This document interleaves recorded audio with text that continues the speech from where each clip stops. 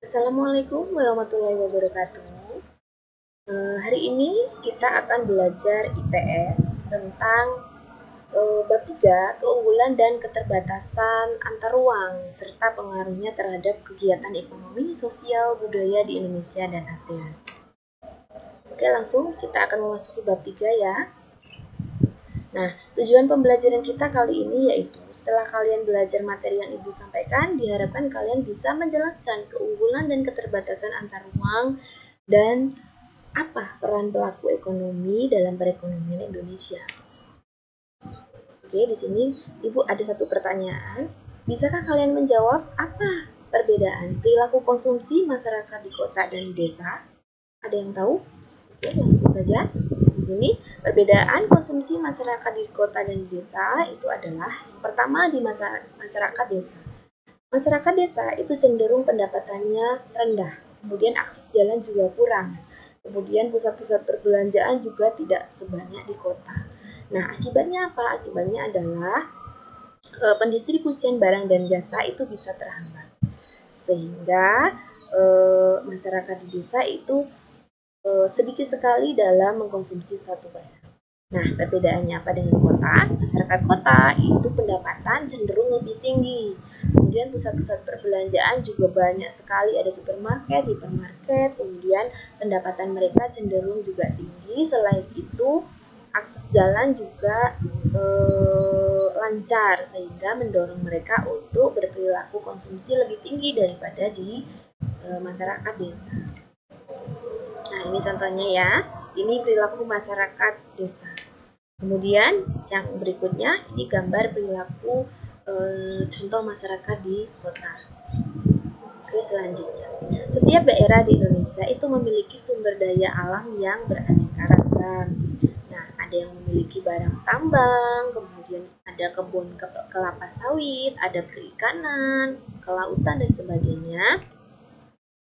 Nah, di situ keanekaragaman sumber daya alam itu mengakibatkan munculnya permintaan dan penawaran akan barang dan jasa.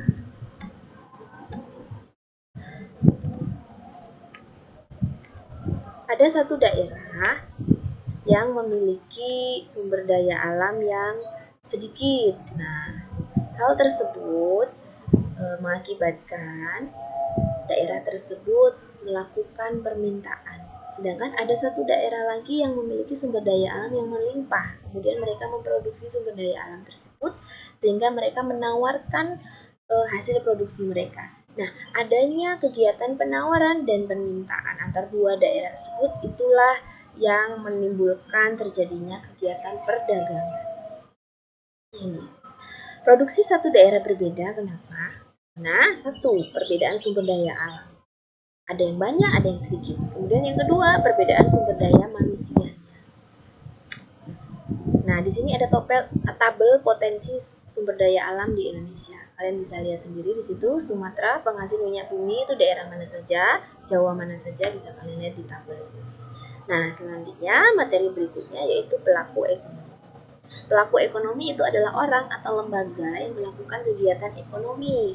Nah, pelaku ekonomi itu terbagi menjadi 4. Yang pertama adalah rumah tangga konsumsi, yang kedua rumah tangga perusahaan, yang ketiga rumah tangga pemerintah, yang keempat rumah tangga luar negeri. Oke, satu-satu Ibu bahas. Untuk rumah tangga keluarga, yaitu kelompok masyarakat yang melakukan kegiatan konsumsi terhadap barang atau jasa untuk memenuhi kebutuhan sendiri ataupun keluarganya.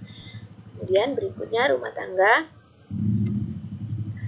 perusahaan.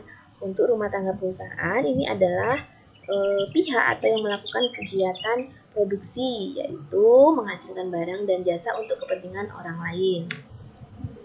Nah, ini contohnya.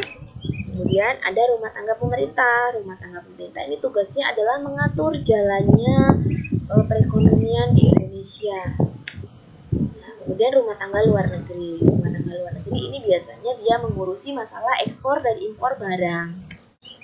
Nah, berikutnya ada lembar kerja peserta didik ya. Nah, di sini kalian bisa lihat. Nah, ini nanti kalian isi dengan melengkapi tabel hutan, itu daerah penghasilnya mana saja. Ini contoh ya, terus pemanfaatan hutan itu untuk apa saja. Kemudian tugas berikutnya silakan amati 4 gambar di bawah ini, kalian isikan di tabel. Siapa pelakunya? Contoh misalkan gambar 1 itu pelaku rumah tangga, kemudian apa yang sedang mereka kerjakan dan tujuannya apa. Oke, tugas tersebut nanti kalian tulis di buku atau di kertas boleh, tulis nama kalian, kelas kalian, kemudian silakan dikumpulkan ke OSIS. Oke, dari sini setelah kalian mempelajari materi tersebut, apa yang sudah kalian pelajari, silakan diingat kembali. Nah, kemudian sampai di sini dulu materi kita. Berikutnya nanti kita akan belajar tentang peran pelaku ekonomi. Oke, masih semangat belajar daring ya, anak-anak. Assalamualaikum warahmatullahi wabarakatuh.